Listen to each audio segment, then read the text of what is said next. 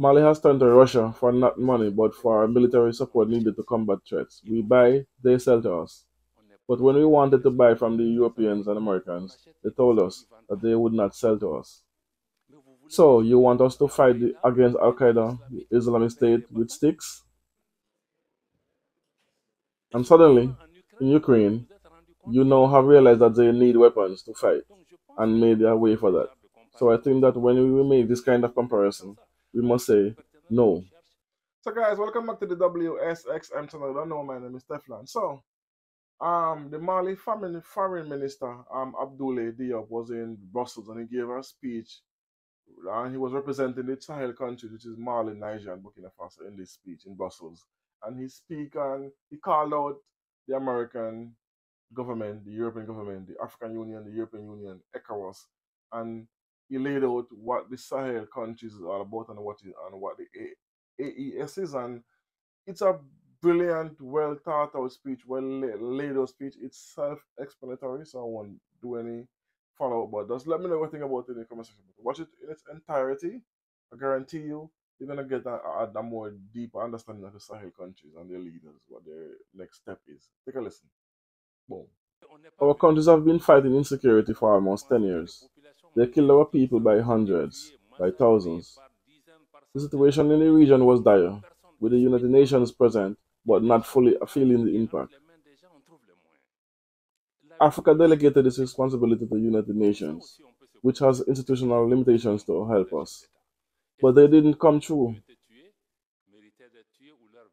Many lives were lost in Mali over the past span of 10 years, but with the population facing massacres and violence without much help in sight. It was disheartening to see the lack of action despite the ongoing atrocities. However, when a head of state was taken hostage, suddenly the means and resources were founded. It begs the question, what value do we place on our human lives? We have to ask ourselves a crucial question. Does the lives of those who were killed matter at all? Why is it that some of our lives are valued more than others? This double standard wasn't evident in Ukraine, but it was in the Sahel region. When we were negotiating with our European partners for support the Sahel, we requested assistance in training and assistance in equipment of our soldiers. European soldiers were involved in missions like the European Training Mission and ECOP, investing millions of euros in our region. However, it was disheartening to discover that Mali soldiers participating in the European training programs had to bring their own ammunition because the European Union did not provide any lethal weapons. It begs the question, why is it acceptable to provide lethal weapons in Ukraine but not in the Sahel? Is the life of a Ukrainian more valuable than the life of a Sahelian? They feel betrayed, questioning why Mali would abandon an old partner for a new one. But we need to move away from the mindset of decolonization and understand that the Russian has not colonized any country. We cannot compare them to our former colonial powers. We still hold on to whole habits. When it comes to security for our country, we must go where we can find it. If Europeans refuse to provide lethal weapons, if we have no choice but to seek help elsewhere. Mali has turned to Russia for not money but for military support needed to combat threats. We buy, they sell to us. But when we wanted to buy from the Europeans and Americans, they told us that they would not sell to us. So you want us to fight against Al Qaeda, Islamic State with sticks? And suddenly, in Ukraine, you now have realized that they need weapons to fight and made a way for that. So I think that when we make this kind of comparison, we must say, no, we are not in this. With each country, we look for what we can solve for the moment. But if it is Russia that can help us to military, I will do it. If tomorrow it is the Americans, we will do it. On the economic level, I will do it. If tomorrow it is the Turks who can, then still we'll do it. So I think that people need to understand that we are in this pattern. When Mali tried to make a decision, we were constantly told that we weren't allowed to choose. It felt like we were being restricted from making our own choices. Like when you invite someone to your house, but then they dictate to you where you sleep. This kind of control makes us feel stark and unable to assert our own desires. We find ourselves in these kinds of situations far too often. Someone says, yes, we have talked about sovereignty for years. It is not a new concept. But it is not a new concept. because French-speaking Africans has not grown up. It has remained a teenager. It has never been decolonized. Why do we have six good coup d'etats in French-speaking countries and not in English-speaking countries? These are fundamental questions. This is why our countries are ashamed that 60 years after independence, we do not even talk about sovereignty because we don't have it, neither monetary nor economic nor political. So I think that we really need to interrogate this element into this conversation. I think we also talk about credibility. That is when we say to our country, democracy, we all want democracy. Mali was a model of democracy before we got to where we are now. But we also need to look at things in order. But here's the thing. When we talk about countries like Niger, Mali, and Burkina Faso experiencing a coup d'etat, we tend to focus solely on them. What about other countries who similar events even taking place? Why aren't we questioning what happened there too? It's important to look at the bigger picture, not just the headlines. Let's shine a light on all countries affected by political upheaval and delve deeper into what is truly in each of these. Why doesn't have any absence of elections in Ukraine? Why? Another big question. So I'm going to go back to a little bit of your right industrialization, the transformation. That's the key. Even all that we have doing on security, we will use. If we do not respond to expectation of the youths, the jobs, the transformations that needed to be done, I don't have the time to delve and to dig deep into that. If we want to talk about double standards, I said it again to other people.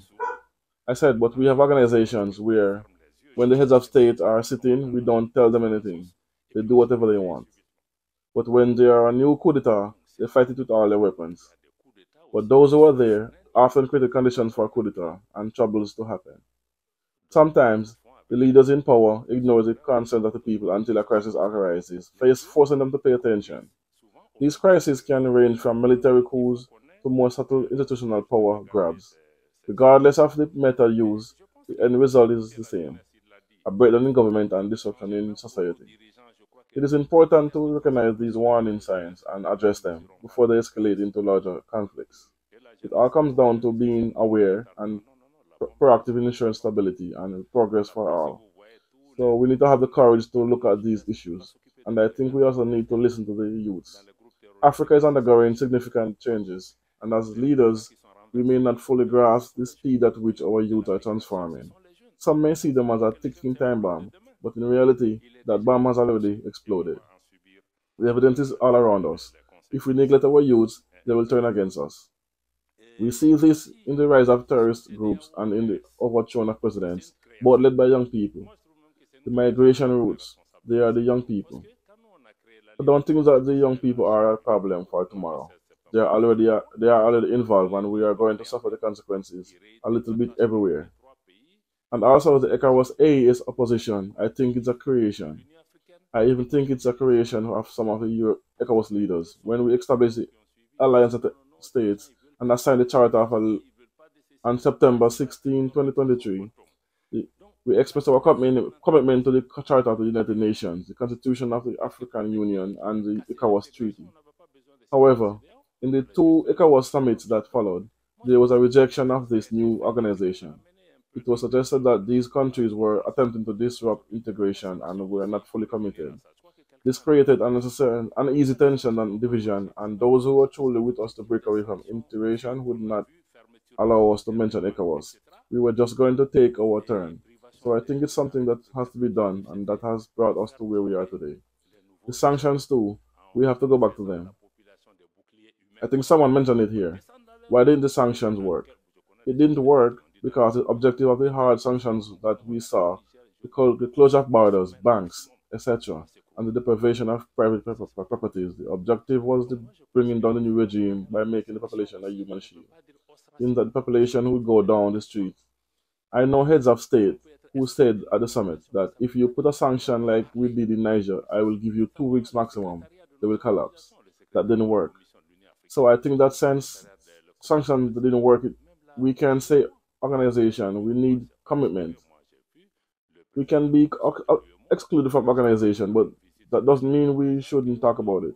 In particular, the secretaries of our organizations, secretaries of the African Union Commission, secretaries of the Commission of ECOWAS, even the UN.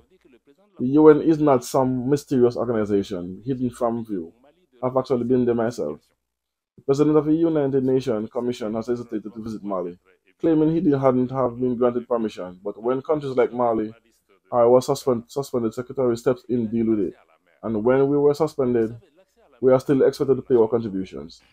To the Commission President head of what to come and see the situation in Mali for himself. I believe all these mistakes could have avoided if he had just come earlier. Our fellow journalists from Africa mentioned the importance of access to the sea. Having access to the sea is not the end of be all. It's not a make or break situation because we are landlocked. Switzerland is also a landlocked country. Secondly, our countries have lived years after independence before the creation of these organizations. We have mortalities. We even have well advanced modalities. So whatever the case may be, I believe that on the bilateral level, whatever it is between the AES and ECOWAS, we have to find what is a common living legality. How will people come? How will people go? How will people get married? How will people do this? So I don't think we can be afraid of that. The second element, if a coastal country can beat its chest, it's because it has landlocked countries in front of them, who are their clients. Because in the past, they thought that Mali depended on coastal countries, but today all the countries have ports. Because I can decide to use Cotonou tires, but I will be. I think that being landlocked is a physical constraint, but it's not a dead sentence. Countries have invested billions of dollars to strengthen the capacity of their ports. But if we don't use their ports, where will they go? So somewhere we will have to sit down with programming and find solutions. I believe that those who will return are missing the point. Our president made it clear that we have taken a path with no return. People need to understand this and start integrating. It's a serious matter that shouldn't be taken lightly. We need to consider all possibilities. We are all political beings, and we should be open to all options. Our Moroccan brothers had mentioned other limitations, such as for royal initiative, which shows that our alternatives are available. No one should think they have all the answers, as we are all independent countries that existed before these organizations were formed. So I think that we really need to integrate these elements.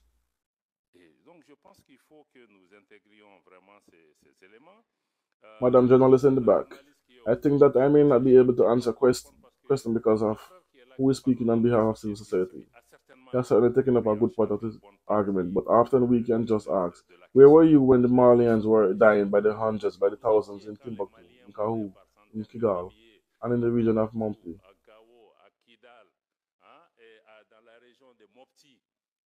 No one came to their rescue.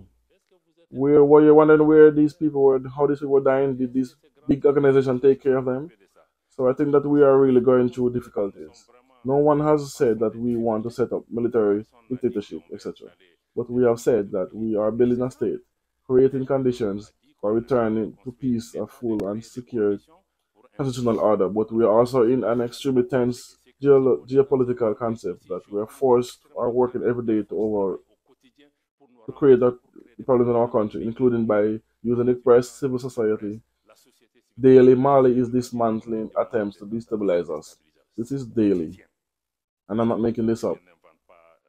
So, in short, we, the AIS initiative, really wants to count on ourselves to get out of this.